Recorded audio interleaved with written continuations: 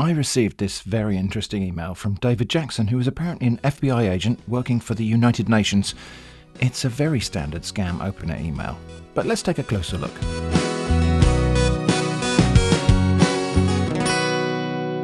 I think I will read this in full just to enjoy the prose of it.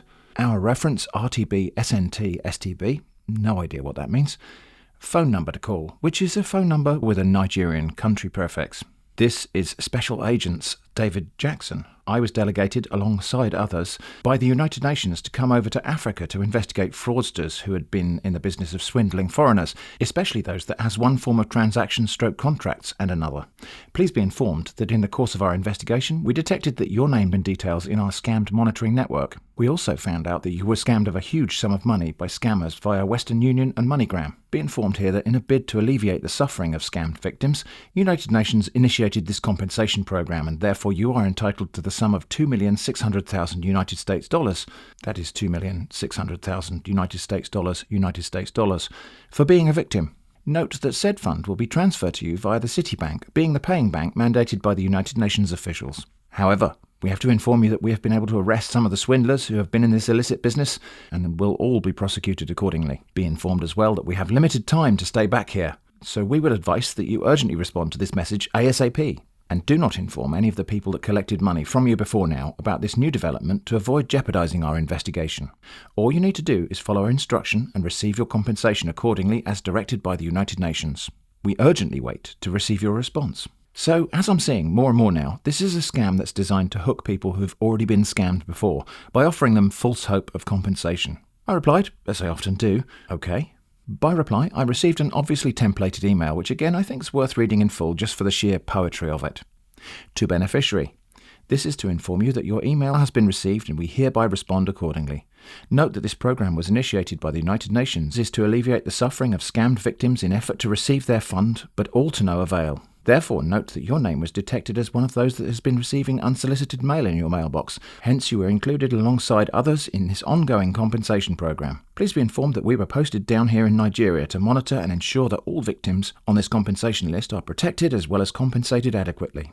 Honestly, many foreigners have lost a lot of money to these fraudsters here in Nigeria and in some other countries of the world. We are here to make sure that all foreigners that have unpaid overdue fund are all fully paid. More importantly, your name as well as your email address was detected in our network, hence you were included as one of the beneficiaries in this program, so you stand to be paid the sum of $2.6 million. Hence the reason why United Nations have to work together with FBI to make it done. We have verified your file, and as soon as we hear from you, we will forward the payment proceedings to the payer bank, United Bank of Africa, to enable them act upon it and make the payment to you via the ATM card means of payment accordingly. Meanwhile, reconfirm to this office the following information. A. Your direct phone number for easy communication. B. Your complete address. C. Your full names. D. Your occupation and age. E. Sex/gender. F. Scanned copy of your identity card. So, the sort of information you should never share with a stranger on the internet. At this juncture, you must make sure you stop communications with those fraudsters to enable us to succeed in this mission. So be warned, seal up your lips if you would actually want to receive your fund. For your perusal, do find attached file for my official identity card for your confirmation. My phone number is this. Feel free to call me at any time for more clarifications. Yours sincerely, David Jackson, whose job title has now changed from Investigation on All Online Transfer to Investigation for All Foreign Payment. That sounds like a demotion, actually. Also, the bank has changed from Citibank to UBA. I said, okay. There was then a third templated email which says, to beneficiary. We found out that you were scammed of a huge sum of money by scammers via Western Union and MoneyGram, RIA, but also World Remit. Nevertheless, the 11 people who were selected across the globe for this New Year international compensation payments, your email was in the list submitted by our monitoring team observers, and this is why we are contacting you. This have been agreed upon and have been signed, and it is the duty of my office to be transparent and to handle all of the processing of said fund transfer, and I urge you to reconfirm the following details immediately to my desk for the release of your fund. And of course, the scammer again requested my personal details. The kind of details you should never share with a stranger on the internet. Note that your claimed sum of $2,600,000 will be released to you within 96 hours without any problem as soon as we confirm the above requested information from you. Once again, we apologise for the delay, and please stop further communication with any office from now henceforth and pay attention to the release of your payment. I look forward to hearing from you with required details to enhance the transfer of your $2.6 million to you. Please contact us on our private email. Reply back to this email address for your compensation.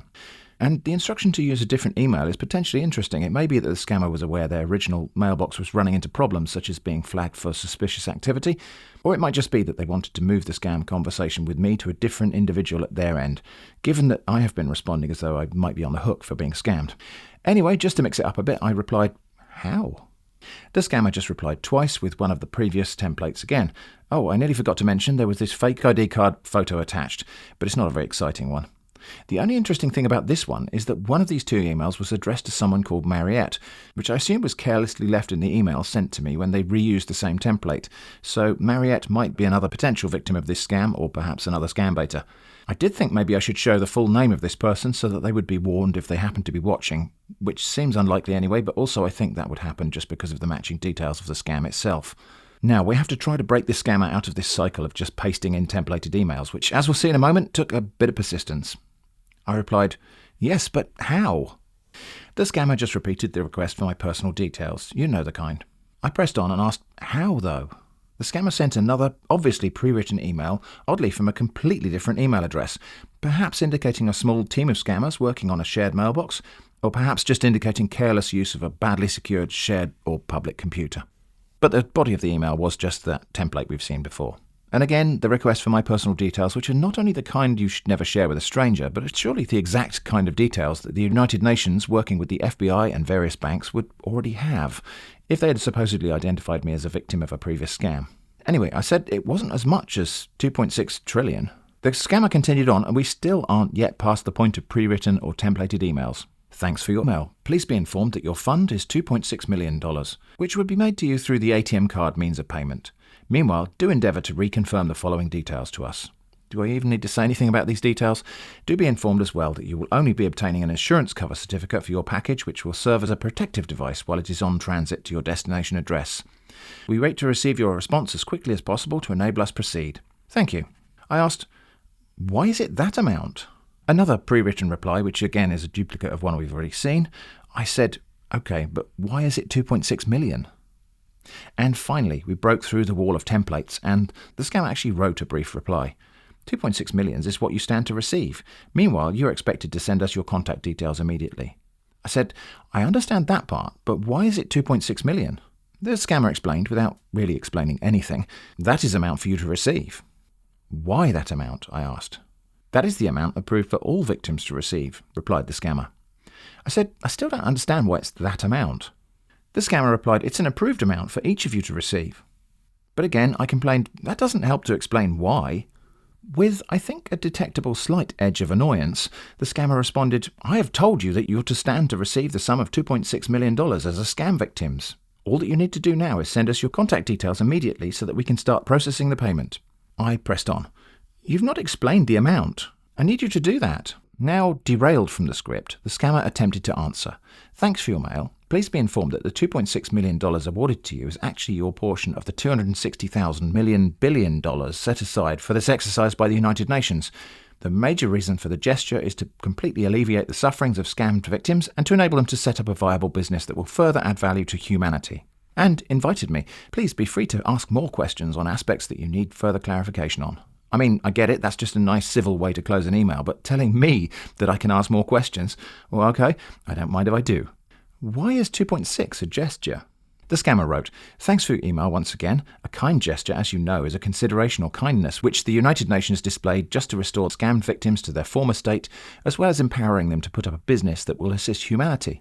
I said, "You don't seem to understand what I'm asking. Why 2.6 and not some different number? Why is 2.6 a gesture and other numbers are not?" David Jackson explained, "Note that $2.6 million is an abbreviation for 2,600,000 million. I do hope you understand now." "Wait," I said, "those are the same number?" "Yes," explained the scammer. "Every beneficiary is entitled to receive the sum of $2,600,000. I carried on. "I thought you said 2,600,000 million. If anything, I understand even less now. Please, can you try explaining in a way that helps?" Now into deep water, the scammer replied, "Thanks for your email once again. If you divide 260,000 million by 100,000 selected victims, you get 2,600,000 per beneficiary. That was the simple methodology used by the UN." Divide. I asked, "What happens if you multiply instead?" If you multiply, it will give you 260 million, answered Scammer David. Wow, I said. Okay. Why not go ahead and do that then? It sounds better. David said, are you sure we're not misunderstanding ourselves here? Out of the 260 million, note that the sum of 2,600,000 was allocated to you. Therefore, you are entitled to receive the sum of 2,600,000. Accordingly, out of the 260,000 million meant for the entire beneficiaries. I hope you understand now. Well, I said, I've been trying to understand, but you've made things very difficult. The scammer responded, please do kindly go through all my correspondences with you, and I'm sure you'll be able to understand my explanations all along. Kindly do that, please, and get back to me. I replied, I wish I could say that has helped, but I'm more confused than ever. Why does the amount need to be 2.6 and divided into multiplied parts? Again, with slight indications of annoyance surfacing, the scammer wrote, there should be nothing here that is difficult for you to understand. Note that the United Nations awarded the sum of 260,000 million compensation to 100,000 beneficiaries. Note as well that the total sum, 260,000 million, was divided by the 100,000 persons. By that, each beneficiary is then entitled to receive the sum of 2,600,000 accordingly. Do you now understand how your awarded compensation fund comes about? Okay, I said. Which one of the beneficiaries am I? The scammer explained, simply you're one of the scammed victims' compensation beneficiaries. Yes, I replied, but which one? I feel like you're making this unnecessarily complex. Trying to steer things back on track, the scammer said, reconfirm your details to us if you want to proceed. Okay, I answered. But there is still one question. What questions do you have? Asked the scammer wearily. I asked, why am I on the list of 100,000? Can you tell me how that happened? What I'm saying is that these days there's a list with my name on it, and before there was a list without my name on it. So there must have been a moment when there being a list without my name on it went away, and there being a list with my name on it came along. So what I want to know is, how did we get from the one case of affairs to the other case of affairs? Falling back on what looks like another pre-written text, the scammer replied, thanks for your mail. Please be informed that we only work with information at our disposal, and therefore your details were included in this ongoing compensation program, since they were detected in our scammed monitoring network. So whatever information you might have heard from any quarters order than this should be disregarded as quickly as possible. All we require from you is your cooperation so as to ensure that your compensation payment is made to you without any compromise. Thanks for your anticipated understanding. Okay, I said, but you have my name and details in your list, right? You have to reconfirm your details to us, instructed the scammer. I understood, I said, but I'm asking about the data you have about me. You are legally obliged to answer this.